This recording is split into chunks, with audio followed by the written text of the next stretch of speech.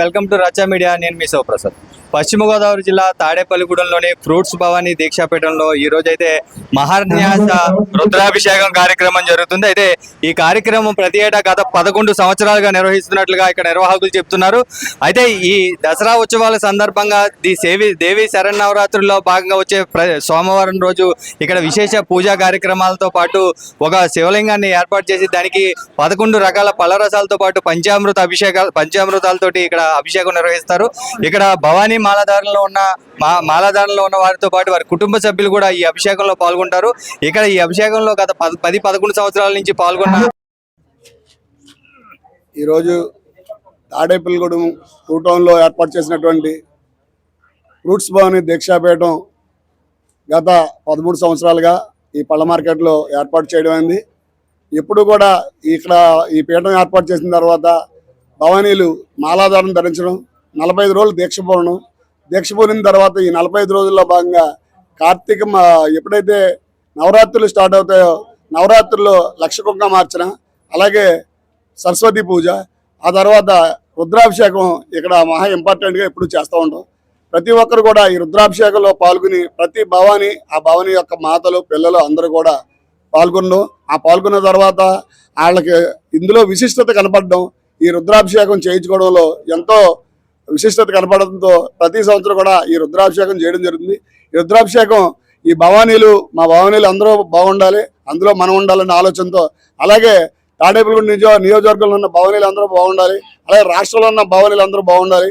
ఈ భవానీ దీక్ష పూనిన ప్రతి భవానీ కూడా సుఖ సంతోషాలతో ఎప్పుడు కూడా అష్టైశ్వర్య ఆయురారోగ్యాలతో ఉండాలని తొలతోగాలని కోరుకుంటూ జై భవానీ, జై జై భవానీ. నేను ఈ సంవత్సరం ఫ్రూట్స్ భవానీ దీక్షాపీఠంలో మాలాధారణ మా మిత్రుడు మా శ్రేయోభిలాషి రౌతు సోమరాజు గారు గురుభవానీ ఆధ్వర్యంలో వేయడం జరిగింది. ఈ పీఠం యొక్క విశిష్టత ఏంటంటే ఒకరోజు జరిగిన పూజ మళ్ళీ మన్నాడు ఉండదు. ఒక్కొక్క రోజు ఒక ప్రత్యేకమైన మంత్రోచ్చారణతో ప్రత్యేకమైన వేదాలతో ఆ పంతులు గారు చేయటం, మా సోదరుడు గురుభవానీ రౌతు సోమరాజు గారి పర్యవేక్షణలో ఇందులో పాల్గొన్న ఇక్కడ భవానీ దీక్ష తీసుకున్న ప్రతి ఒక్కళ్ళు కూడా క్రమశిక్షణతో ఆ వేదమంత్రోత్సవాలు చేయటం, కుంకుమ పూజ, పసుపు పూజ, పూలు, ప్రతి భవానీకి కూడా ఆ పూజ చేసే క్రమంలో ఆ చేసే వస్తువులు ఏవి కూడా ఏ లోటు లేకుండా కష్టమో నష్టమో మా గురుభవానీ అందరికి కూడా సమకూరుస్తున్నారు. అది అలా సమకూరుతున్నందుకు ఆయనకి ప్రత్యేక ధన్యవాదాలు తెలియజేస్తున్నాను. అలాగే ఈ యొక్క పీఠం ప్రత్యేకత ఏంటంటే ప్రతి పీఠంలో కూడా మన భవానీలు బాగుండాలి, నేను బాగుండాలి, నా కుటుంబం బాగుంటారు. కానీ మొత్తం పూజ అంతా అయిపోయిన తర్వాత చివరిలో మట్టికి మా గురుభవానీ చెప్పేది ఏంటంటే సర్వే జన సుఖనే బాగుంది, మొత్తం సర్వజనులు కూడా సుభిక్షంతో ఉండాలని కోరుకునే ఏకైక పీఠం. అసలు ఎన్నాళ్ళ నుంచి జరుగుతుంది చెప్పండి? గత 11 సంవత్సరాలు జరుగుతుందని ఇక్కడ మాలేసుకోవడం. 11 సంవత్సరాల నుంచి కూడా మరి ఎంతో మంది భవానీలు ఫస్ట్ స్టార్టింగ్ లో 50 మందిని వేసాం, అక్కడ అలాగే 100 మంది కనీసం 150 మంది ఈ రోజుల్లో భావాలు వేయడం జరుగుతుంది. అలాగే అభిషేకం కూడా ఫస్ట్ మాలేసుకున్నా కానీ 11 సంవత్సరాలు జరుగుతుందండి. ఈ అభిషేకం ప్రత్యేకత ఏంటండి?